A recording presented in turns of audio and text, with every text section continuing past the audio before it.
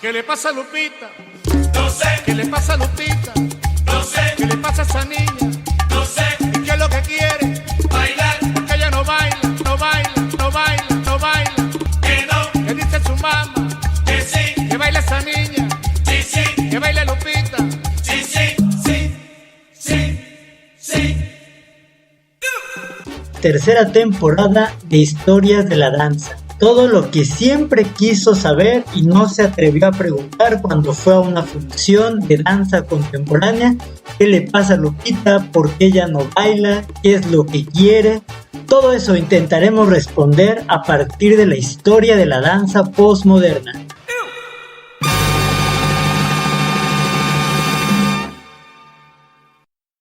Esto es Historias de la Danza, tercera temporada. La hemos titulado ¿Qué le pasa a Lupita? Como el mambo. Dice qué es lo que quiere, qué es lo que tiene, por qué ella no baila. Porque nos ha sucedido, ¿no? Que vamos a una función de danza contemporánea y decimos, 4 años estudió la carrera para estar sentado viendo fijamente al público. O 6 años, ¿no? En algunos casos. Entender todas esas dinámicas nuevas de la historia de la danza. Vamos a partir desde 1950 a 1960, es decir, en la posmodernidad. Bueno, antes de todo eso quisiera agradecer a Mireya López que viene a acompañarnos, a ayudarnos. Sin su motivación quizás no haríamos esto. Ya llevamos las 3 temporadas, estuvo desde el principio, entonces vamos por más. Buenas tardes, buenas noches, buenos días. Gracias por escucharnos en nuestros podcasts.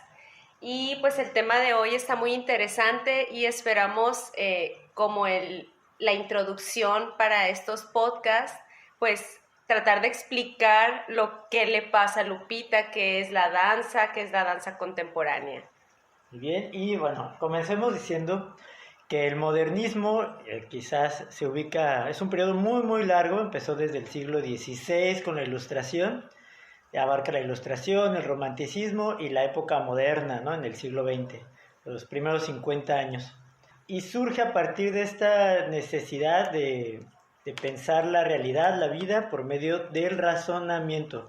Como dice Descartes, primero pienso, luego existo, y Descartes tenía un método que se llamaba la duda metódica. Como no podía confiar en sus sentidos, porque sus sentidos lo podían engañar, o eran interpretativos, él prefería dudar de todo, ¿no? Hacer preguntas a todos y por medio de la razón ir buscando respuestas. Pero esto generó un dualismo, ¿no? El ego, la persona, frente a la res extensa. Y no es una vaca, es la cosa extensa, es decir, la realidad. El cerebro humano razonando y separado de todo lo que hay en la naturaleza. Entonces este pensamiento que categoriza la realidad, ahora sí que en categorías, pues también afectó a la manera en que pensamos el arte. Entonces, durante todo el modernismo surgieron estas categorías, ¿no? De pintura, danza, escultura, música. Son categorías tajantes que no se mezclan. Pero en la posmodernidad de pronto algo sucedió, que la pintura se volvió tridimensional, que la pintura dejó de ser algo figurativo, es decir, ya no pintaban figuras, que uno dijera, eso es una mujer, o eso es un caballo. De pronto nada más eran manchones, brochazos, rayones, y eso es el expresionismo abstracto, ándale, de los alemanes. Y a partir de los expresionistas alemanes abandonaron, o aparentemente habían abandonado lo que llaman el principio mimético del arte. Es decir, que el arte trata de imitar lo bello de la realidad.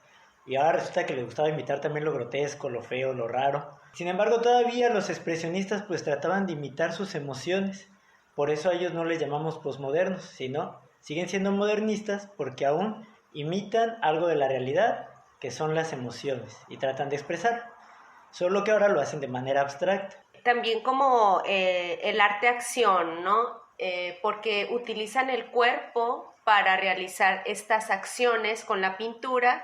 Entonces también ya empiezan a involucrar mucho más, pues, como medio el cuerpo para hacer sus abstracciones, ¿no? En este caso, como Jackson Pollock, ¿sí? Que hacía con su cuerpo tiraba brochazos hacia el piso y ahí hacía diseños diversos, ¿no? Y pues se hablaba de la psique, ¿no? Del artista, ¿no? Exacto, todavía se pensaba la interpretación del texto literario o la interpretación de la obra artística, pues era a partir de poner al artista en un diván y psicoanalizarlo, ¿no? Eso es culpa de Freud.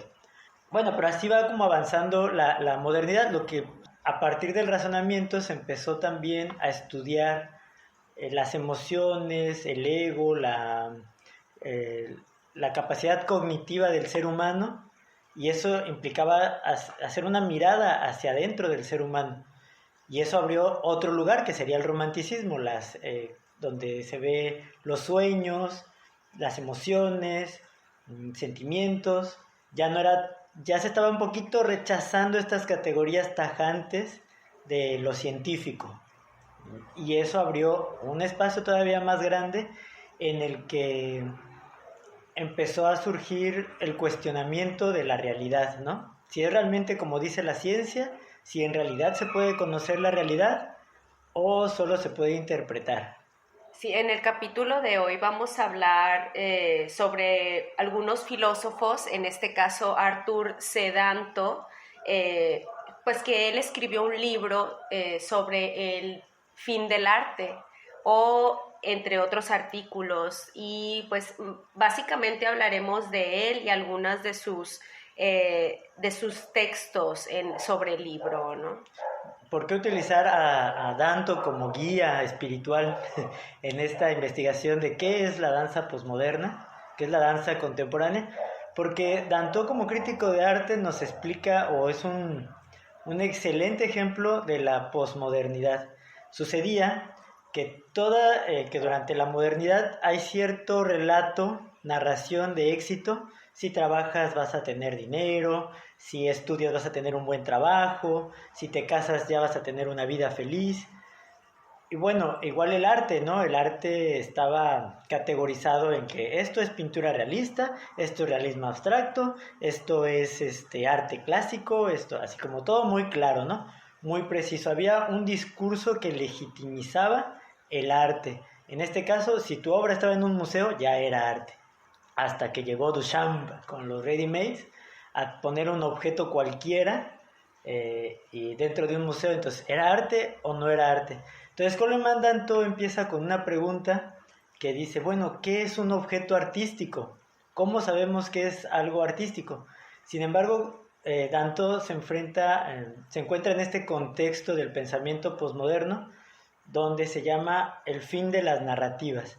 Es decir, un pensamiento posmoderno es decir, no es cierto que voy a vivir feliz solo por casarme, no es cierto que voy a tener trabajo, o sea, el capitalismo no me deja ser libre, aunque me vende la idea de libertad.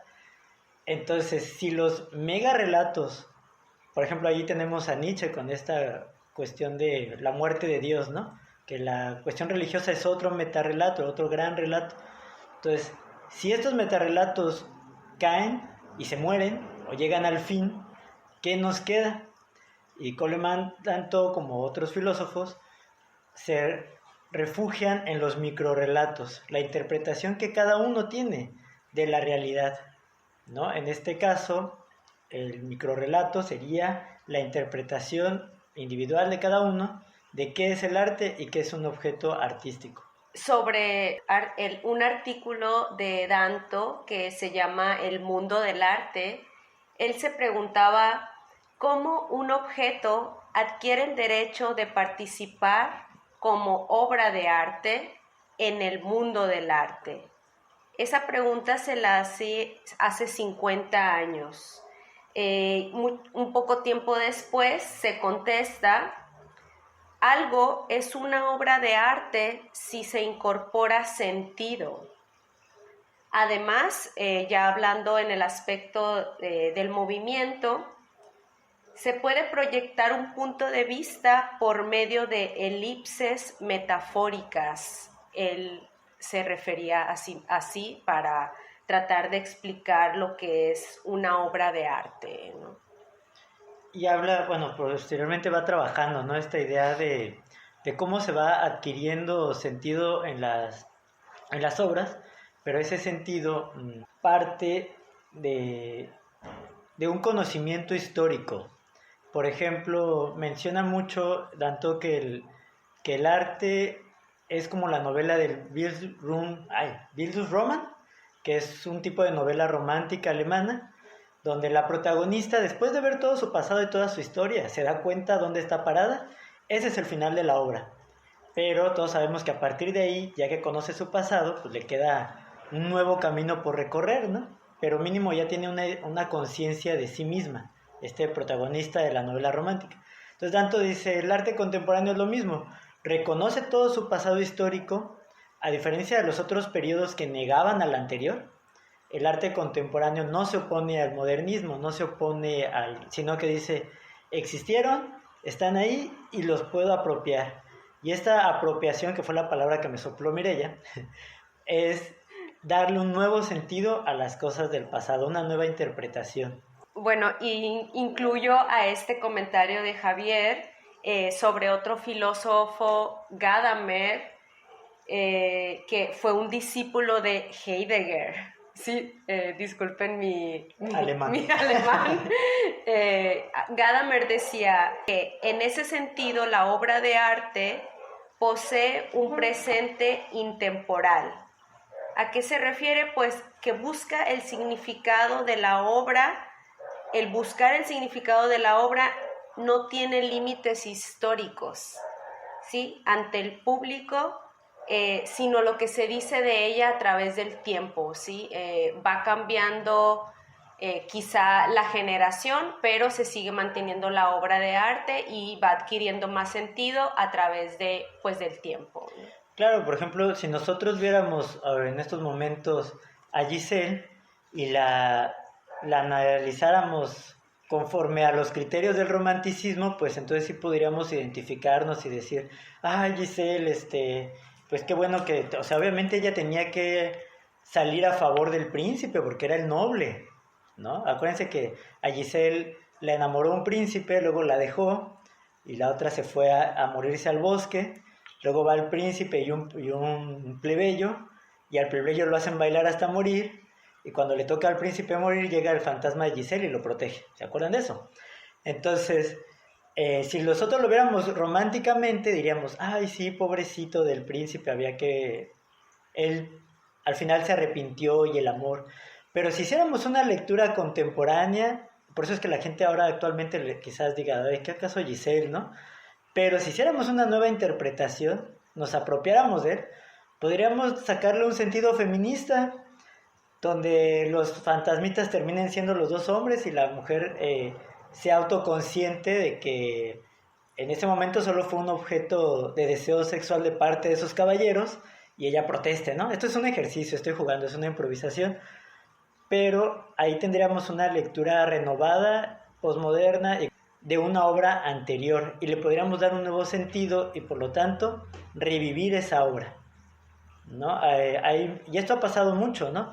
A mí me gusta el ejemplo de un libro que se llama Kalila Divna, es un cuento de la India que evolucionó con los árabes y llegó con los españoles, y entonces en su versión de la India pues pertenece a la religión hindú, en su versión árabe a una religión árabe y con los españoles a una versión cristiana. Es decir, cada contexto le dio un sentido nuevo a la obra. Y eso es lo que detecta en cuanto a la interpretación autores como Foucault, Barthes, que dicen, no importa tanto el autor, lo que importa es el sentido que pueda generar la obra cuando es leída, cuando es revivida. Sí, fue en los años 60 a 70 que hubo variados escritos de artistas que hablan sobre la significación del entendimiento en cuanto a obra de arte, además de hablar sobre las transformaciones del lenguaje, ¿sí? Esto refiriéndome al cuerpo, al movimiento también. Voy a compartirles sobre un artículo de María Carolina Escudero que encontré en internet. Ella habla sobre la relación que tiene el cuerpo como medio de expresión que se expresa a través de la danza y además tiene que llegar al espectador de cierta manera, ¿no? Hay como un